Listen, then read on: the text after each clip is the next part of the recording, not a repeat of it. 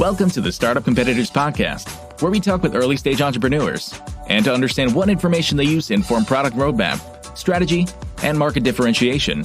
Want regular updates on moves your competitors are making? You can learn more at startupcompetitors.com.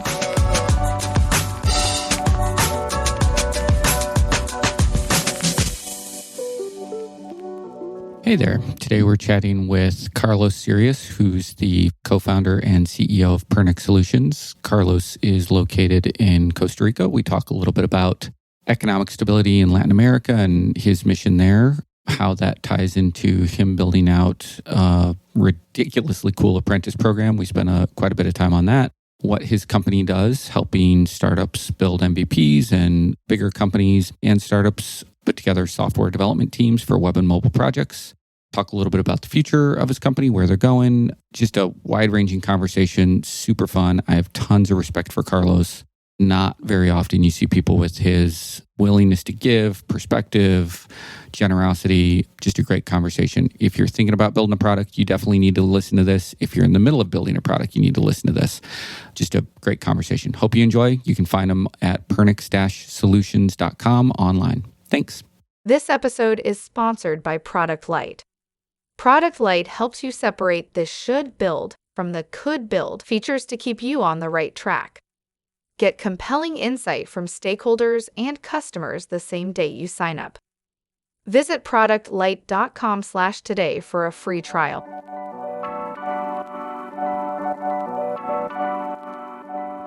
Welcome to the podcast. Today we're chatting with Carlos Sirias, who is the CEO and founder of Pernix Solutions. Carlos, welcome to the show. Hey, thanks for having me. Why don't we start with a quick intro for Pernix Solutions? Why don't you tell everybody what you and the team do? Pernix is a company based in Costa Rica. We are a boutique software outsourcing company that creates well-crafted software for small and medium businesses, mainly in America, Latin America, and North America. And talk a little bit about types of projects, ideal client, give a little bit more about what would make you a good fit for a project. So I believe we do three things exceptionally well. We extend and build development teams. We develop great web and mobile applications. And finally, we craft minimum valuable products for startups and entrepreneurs. Those are the three things that we do exceptionally well. And we do them with a very talented pool of resources here in Costa Rica. Paint a picture for somebody who's listening, kind of status of the company, how long you've been at it, how big is the team, number of clients, anything that can help provide some idea of where you guys are at on the journey. I'm one of the co-founders of the company. We started the company back in 2009. When we started, I come from a family of teachers. My great-grandfather was a teacher. My grandfather was a teacher. My mom was a teacher. Unfortunately, I'm a terrible teacher myself. I learned that at a very young age, but I kind of had that on my DNA. So when we started the company, we wanted to focus a lot on development and on growth.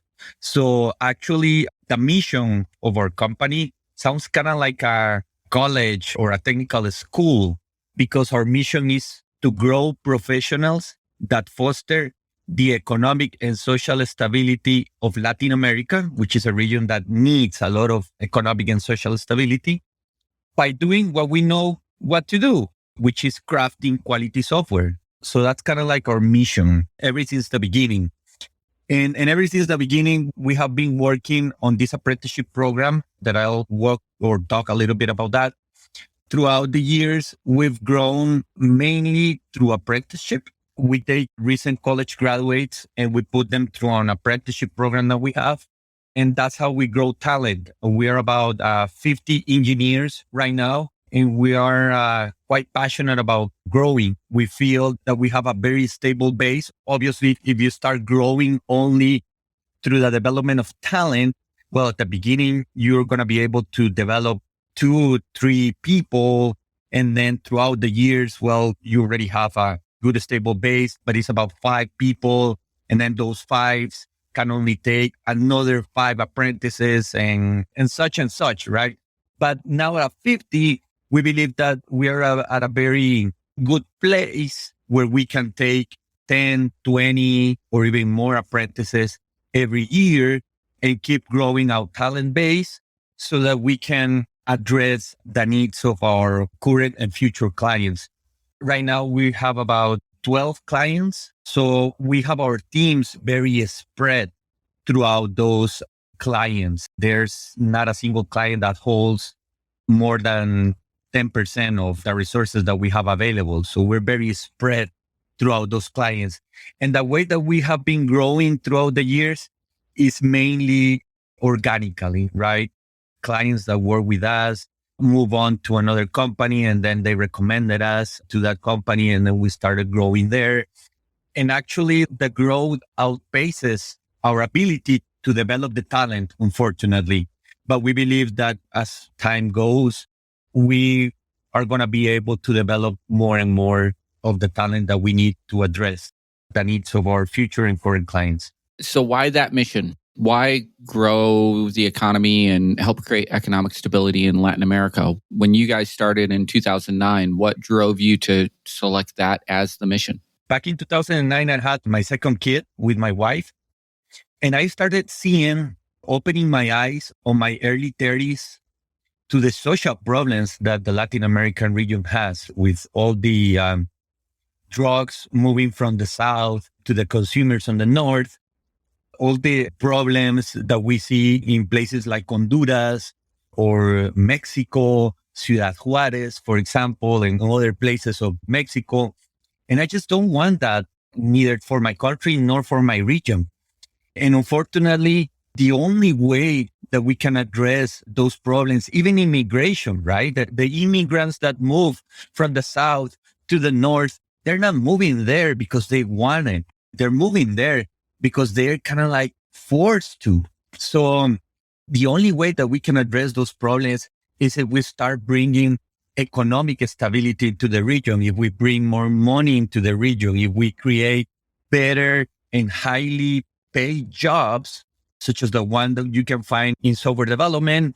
And then with that money, obviously you spend more on services and goods, and then you expand the employment base of that region. So that's basically why we decided to have that as part of our mission. And then the first important part of our mission, which is grow professionals. If we look at technology and software development, unfortunately, it is our opinion that it is not a very professionalized industry. And the reason for that is that we need so much technology. We are so hungry as humankind for technology, for software, for new things, that we can get enough of that, right? There's a lot of demand and not a lot of offer for talented people. So unfortunately, anyone that reads a book or learns something here or there, we go and offer them, high paying salaries, and we put them on important projects to develop important features for products. And then we wonder, why is it that things go wrong?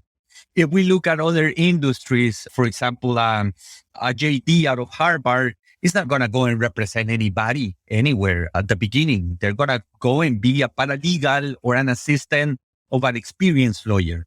A physician out of Stanford is not going to go and perform any surgery anytime soon. First, they got to go through their program where they go a couple of years or 3 years at the hospital, and they learn their craft.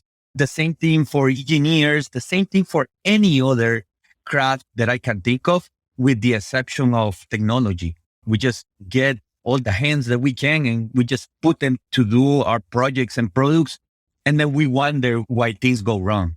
So thank you, by the way. That was an amazing answer. And I've heard you say a little bit of that before, which is one of the reasons why I wanted to have you on the show. I think that perspective is lost on many, not just in Latin America, but other places as well. And I just love the proactive nature you're taking with your business, because to my knowledge, you are not in politics. You're doing this on your own. You're just flying your own flag. Yeah, correct.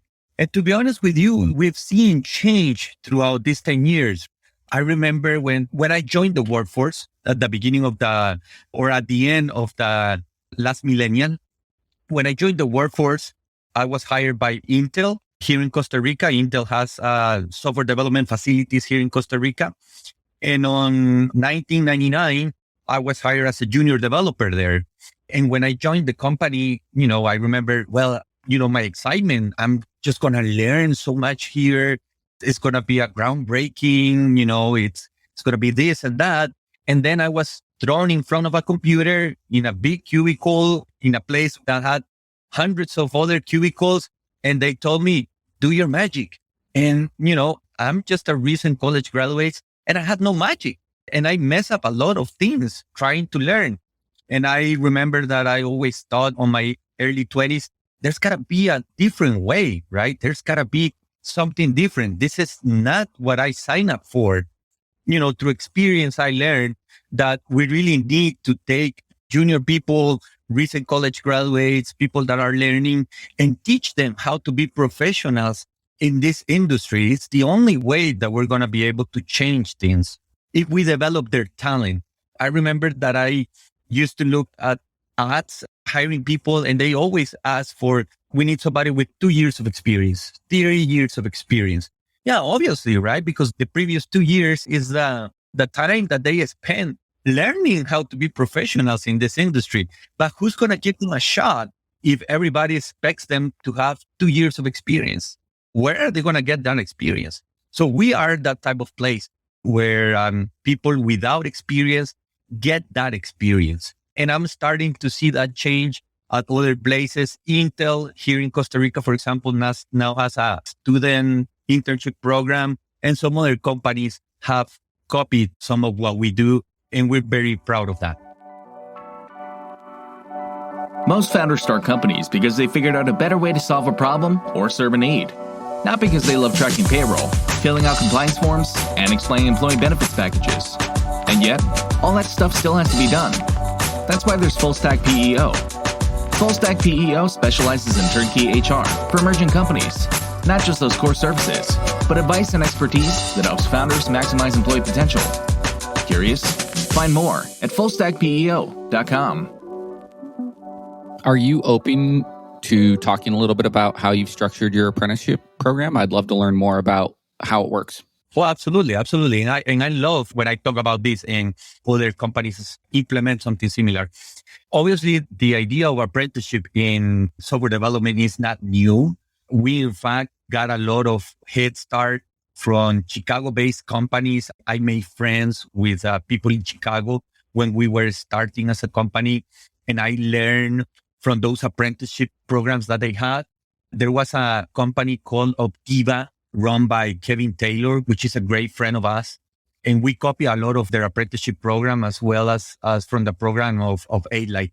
And then we did our deviations from that, mainly because the time of talent that we find in Costa Rica, in Latin America in general, is talent that has been through formal training, through formal technical training. So they know how to develop code. They know bits and bytes. They know about networks and project management and a lot of things. So they already have a pretty strong and stable base. We here at Pernix mainly hire recent college graduates. So these are people that have been through college for 4 years, developing software, doing scientific work and whatever.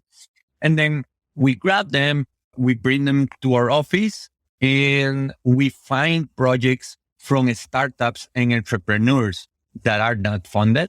And we put our recent college graduates along with the help and the coaching and mentoring, and sometimes the pairing of more experienced people from our office to develop these minimum viable products for these startups and entrepreneurs that, since they are not funded, they wouldn't be able to afford this kind of service.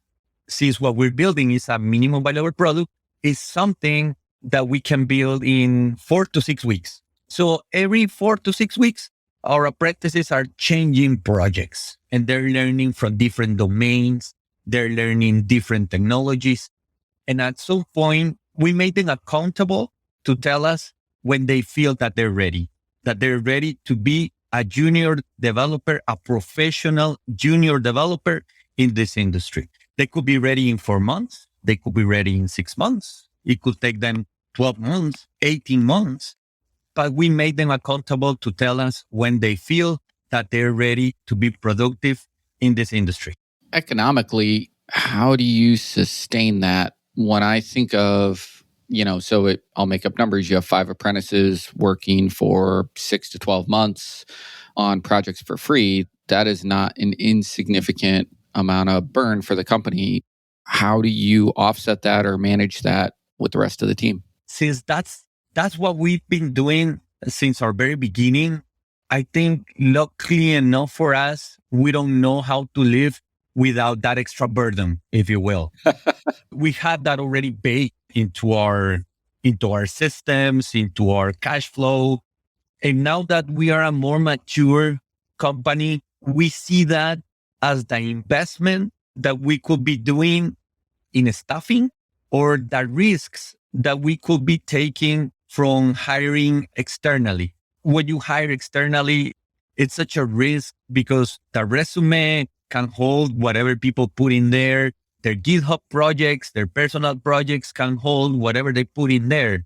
But you don't know if that person is going to be a good fit for your organization, for your culture, or for the client itself.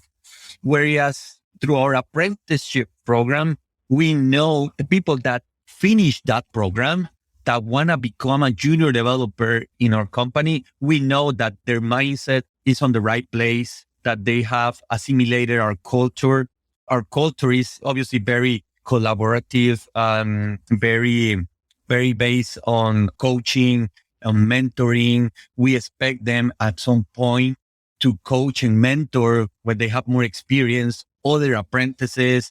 And it's also a culture that allows them to be part of the company for the long run. We have very low turnover. So we believe all those benefits offset the investment that we have to make to sustain the program. How do you pick the startups you work with? We don't pick them. We have some partnerships with third parties that are working with those startups and entrepreneurs. So they are already filtered when they come to us. They go through accelerator programs, and those programs, they come to us and tell us, well, I have a great opportunity. Here's business. We have already reviewed their business plan, everything, but they're looking for a technical co-founder to get their product started. Sometimes I personally believe that's not quite what they should be doing, looking for a technical co-founder to build the MVP. No. If you go to a software company and build your MVP, we are in a better position to build that faster and to get you out of the door faster so that you can go and validate your hypothesis in the market faster than having a lonely technical co-founder writing your minimum viable product. I think I remember you mentioned ideally you're going to be working with that startup for 4 to 6 weeks and building and launching the minimum viable product. Talk a little bit about the process of how you scope it down to fit in 4 to 6 weeks. I've worked with a lot of founders. I know their idea of minimum viable product is often very different than my idea of minimum viable product. So I'd be super interested in your experiences there and the process you and the team use to do that. Yeah, absolutely. You're totally correct, right? Their definition of minimum viable product is their entire platform. But I think that we're blessed by the fact that we're not billing for it. We tell them how it is, that we're using them as guinea pigs to train our people, and they're using us as guinea pigs to build their product, right? So it is fixed. At 6 weeks, we're going to leave. Whatever you have is what you're going to have, no matter what. At the end of those 6 weeks, if you want to keep paying us, then we're going to build you for the world. So it's in your best interest that we scope this in a way that we can build it in 3 weeks. And in 3 weeks, because they're going to have feedback and we're going to have a couple of loops of incorporating that feedback into the product so that it will probably go all up to that 6 weeks. That's how we do it. We basically tell them at the end of the 6 weeks, we're just going to leave you with whatever we have been able to build.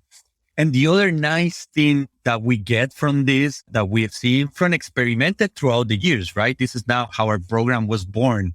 Our program at the beginning was very, very different. At the beginning, we were basically teaching a technical class, something like that. And we didn't like it. But throughout the years, we changed it. And probably the last time that we changed our program was 3-4 years ago. So it has been very stable since, because the main value that we get out of this is that our development workforce is being trained that they gotta build these things fast, that they need to be ready, they need to be usable, because at the end of the period, at the end of the 6-week period, the startup or the entrepreneurs might not have anything if you don't move with the agility and the flexibility that is needed for this type of projects. And then they take this mindset when they become junior developers and when they start growing into the career path of a software engineer. Play that forward. So then that early formative experience, when you're working with somebody 7-8 years later on your team, how does that manifest itself? What are the behaviors, characteristics that you see that you can still kind of see that early experience coming through in what they're doing or saying? Usually the type of feedback that we get from our clients is that they like how our people push them to a higher standard, how our people has the courage to challenge an idea and clearly communicate why it's being challenged. They like how we provide creative solutions to the problems that they're facing, and how we defend the teams in situations where it's required, and how we deliver a more realistic expectations and reliable forecasts. Because all of this experience that we get from building minimum valuable products, from knowing that if we don't do it right, that company in its early life might not make it, I think it has a profound impact on how all these behaviors that I just described are expressed 5, 6, 7 years after that. And let me tell you a story. I'm not going to say who the client was, but we got a contract for a big client, one of the biggest clients in the streaming business. So we were all excited about working with them. We sent a team to New York, to the client offices to do the initial pass down of the project. We were building a greenfield project. It was amazing, right? But then I had requests from the people that we sent to that project. They wanted to leave the project because for this specific client, the way that they did things is that they do things through meetings, right? Through presentations, and they were spending more time talking about what they were going to do, what they were going to build, how it was going to look, than actually building the product itself. And then I remember our team begging us to switch projects, because even though it was a great client on paper, one of those cool, hip companies for millennials and whatever you want to say, they did not feel productive because they were not building product. They were just talking about the product. Love that example. So how many startups do you think you've built MVPs for in that little 4 to 6 week window? Probably hundreds. And obviously, most of them do not make it. Most of them come to us and then they just disappear. The good thing is that 4 or 6 years later, one of the people related to that startup comes up and says, well, I'm working here or I'm doing this, can you guys help us? We'll pay you your rates. It works great. But we had a few startups that do make it. The best case or business case that we have is from a Chicago-based company that we help them build first their MVP and then their entire platform. And 3 years later, they sold that platform for $350 million. And then we started to work with the company that bought that platform. And we're still working with that company nowadays. That's awesome. That's a great story. What's the most impressive MVP you've seen in that time-boxed window where even you kind of looked at what the team did and you're like, wait, what? How did we do that? It's got to be this exact same platform. Oh, really? It was a great product. It had a great team. And it was a great startup to work with. And then when they formalized and they started growing as a company, it was great to work with them as well. And it's great to work with the company that bought them.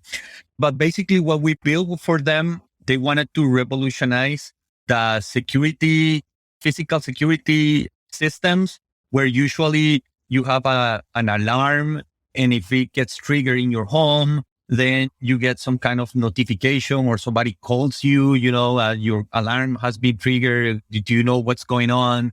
But I have no idea what's going on, right? And I might be hundreds of miles away from my house, right? I got to start calling my neighbor or my mom or my dad to go and check.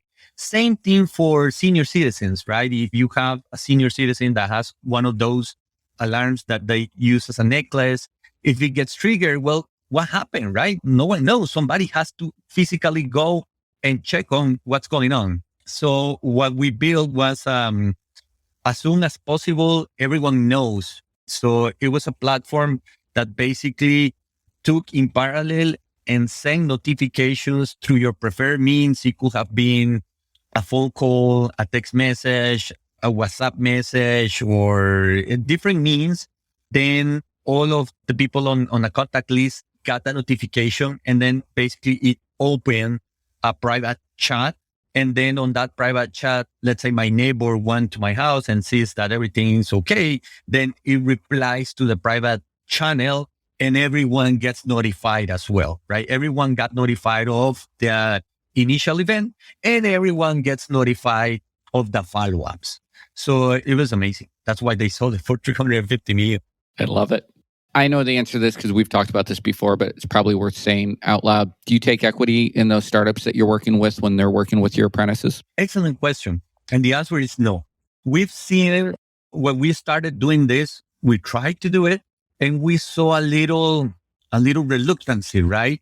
And a lot of paperwork and a lot of barriers towards building the product itself. And we felt it was not worth it, neither for us nor for the startup or entrepreneur, to go through that burden as soon as where they were in the process, because we take them very, very early in the process. And once again, we don't filter them. We get them filtered by accelerators, by investors, by somebody else. We do look at the plan, at the business plan and everything, and the finances sometimes, but we don't have to. All of those things have been looked by somebody else. But we saw a little bit of a barrier to actually do this fast, so we decided not to do it. Obviously, the thing that we get is that if they do make it, if they do go out with the MVP that we build and they validate their hypothesis and they see that there's a market for it and they get investment, the first place where we've always seen it, that they come to continue develop features and develop their platform, is us. So there have been numerous instances where they come back and we keep building, and sometimes they just run out of money. They go down under. There's a competitor that overpasses them, and then the market opportunity is no longer there, which has happened a numerous amount of times. But at least they got the investment and we tried it, but we were beat. It's a race. Right. From a product perspective, what are some of the most common mistakes you see early entrepreneurs or even product teams make when they're thinking about all of those risks that you just listed off? No outside validation. I think that for me, for what I've seen, is that they just don't go out and validate their hypotheses. I've seen lots of startups and entrepreneurs that focuses a lot on the investment itself, right? On how to convince investors, and they create all these marketing materials, all this finance work, and that's beautiful. But I don't see the same celerity on taking the MVP that we built and validating that with the market. I think they just focus a lot of their effort on the assumptions that their team has on how the market is going to react, but not actually looking at how it reacts once they get their hands on a minimum viable product. What are some of the best examples of when you've seen that level of validation done well? What were those teams or entrepreneurs doing that you could point to say, yeah, we need everybody doing that or some version of that? So I consistently see the startup or the entrepreneur not focusing on getting external money, but focusing on validating and looking at the feedback of the market and tweaking or changing the MVP towards something that the market will be excited for. And then once that excitement is there, once they know how the market is going to react and their market share, now then is when they start creating all the marketing materials and all the finance acumen to get external investors for the product. What's next for Pernix Solutions? Fast forward for me. You look 5 years, 10 years into the future. What's different? Right now, we're moving to an employee-owned company. So we are incorporating our employees as owners into the company. And we're pretty excited about that. We just did all the paperwork that we needed to do late last year and early this year. And now we're incorporating the new co-owners. And we believe that by moving into an employee-owned company, we're going to be able to keep building long-term relationships with our clients and a lifetime relationship with our employees, driven by our mission to grow software professionals that foster the economic and social stability of the region by crafting quality software. If people want to learn more about Pernix Solutions, or if they want to get in touch with you, what's the best way for them to do that? It's our website, pernix-solutions.com. And on LinkedIn, we are in Pernix-Solutions. And we have a company Facebook and an Instagram Facebook as well. Awesome. Carlos, thank you so much for doing this, man. I love your mission. I love hearing you talk about developing talent. I'm sure I could ask you startup stories all day long. Thanks so much for what you're doing, not just for your team, but for your country and for the region. No, thank you very much for the time and for the opportunity to share. Startup Competitors provides monthly handcrafted email updates on your top competitors. Keep up to date on new hires, marketing activities, events, awards, new product launches, pricing changes, funding, and a bunch more. Learn more at startupcompetitors.com.